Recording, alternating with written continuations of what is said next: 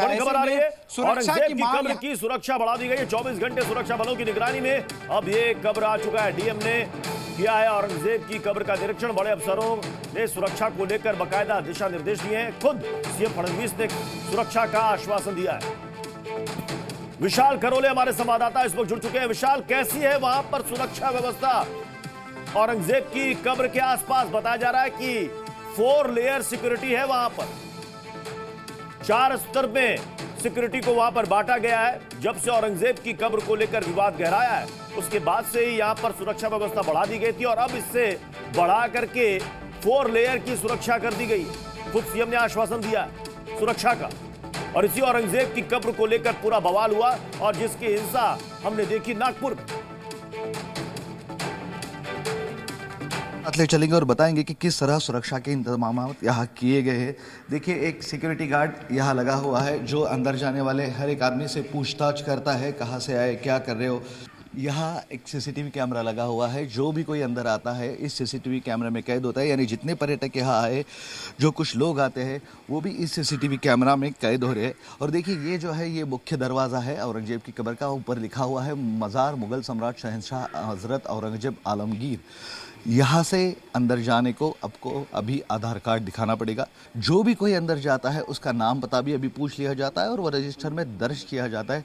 Security के लिए ये पूरे इंतजाम यहाँ कराए हुए हैं। देखिए, आप एक पर्यटक भी जा रहा है, वो मोबाइल दिखा रहा है, अपना आधार कार्ड दिखा रहा है और आधार कार्ड दिखाने के बाद उसके नाम की दर्ज यहाँ किया जाएगा। भारतीय पुरातत्व खाते के, भारतीय पुरातत्व सर्वेक्षण के लोग भी यहाँ है। दूर यहाँ पुलिस वाले भी बैठे हैं और पूरा इलाका ये पुलिसों से भरा हुआ है। कब्र के लिए जो एक मुख्य रास्ता है आने के लिए, वहाँ भी बैरिकेडिंग लगाई गई है। इस बैरिकेडिंग से एक वक्त एक ही आदमी अंदर आ सकता है और अंदर आने के बाद पुलिस उसकी पूछताछ करेगी, उसका आधार कार्ड देखेगी और उसके बाद ही उसे कब्र के पास छोड़ा जाएगा। इस तरह की सिक्योरिटी लगाई है।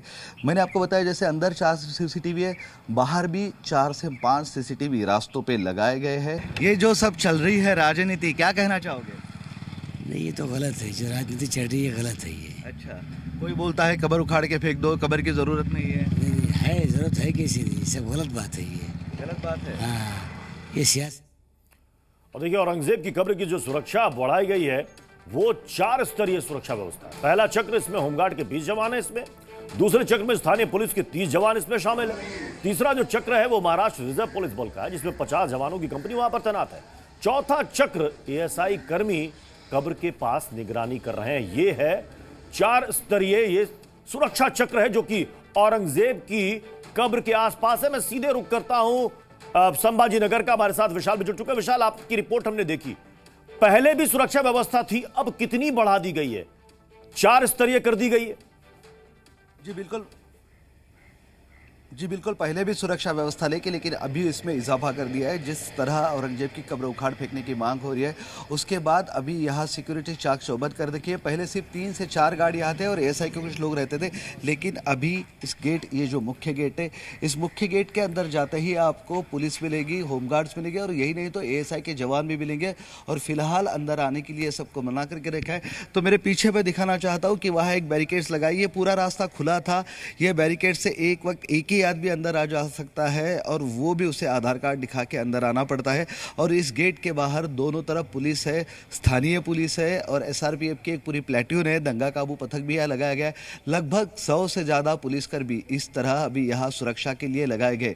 देखिए, जब विवाद शुरू होने से पहले 3 से 4 गार्ड यहाँ रहते थे, उसमें से 2 से 3 गार्ड सिर्फ जो भीड़ इकट्ठा होती थी उस भीड़ को रेगुलेट करने के लिए होते थे। लेकिन अभी कब्र उखाड़ने की मांग हो रही है और कब्र उखाड़ने की मांग से विवाद भी चल रहा है। उसके चलते अभी यहाँ सुरक्षा पूरी तरह बढ़ा दी गई है।